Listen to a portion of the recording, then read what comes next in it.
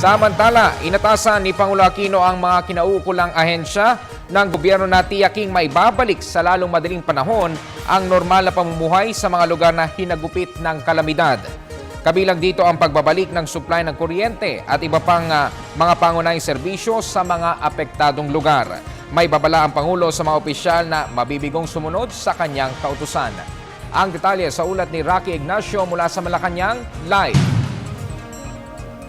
Maraming salamat, Ralph. Nais ngang makita ni Pangulong Aquino yung resulta ng isinasagawang rehabilitasyon sa mga apektadong komunidad ng mga nakalipas na kalamidad.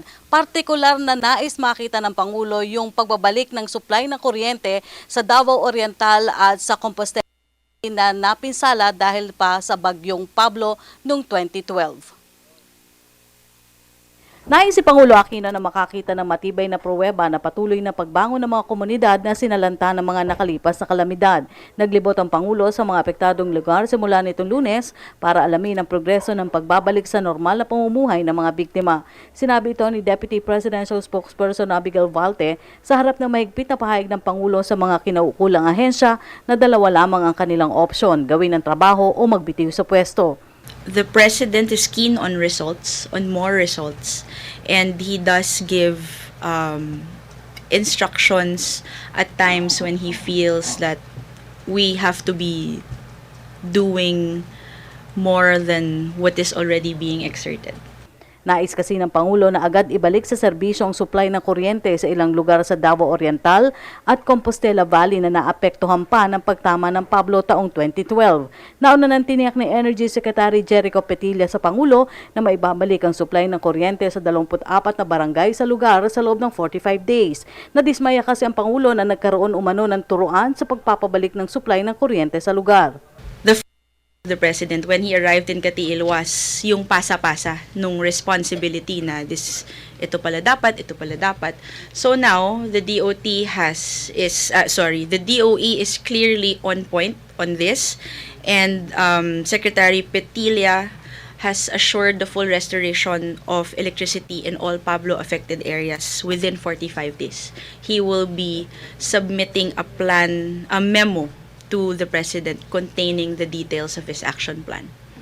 So no more passing, no more anything else. DOE is on point. Pero gate ng palasyo, nananatili naman ang tiwala ng Pangulo kay Energy Secretary Jericho Petilla.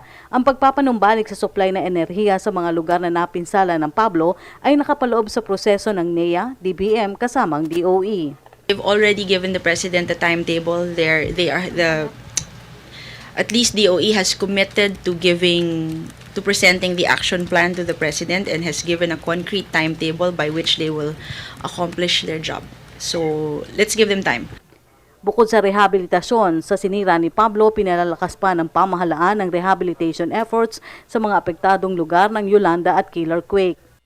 May website naman anya na masisilip kung saan napunta ang donasyon maging mula sa international community. Sagot na rin ito ng palasyo sa umano'y reklamo ng ilang survivors sa lilipatang bank houses. Ayon kay Valte, temporary lamang ito at mas magiging ligtas kumpara sa tents.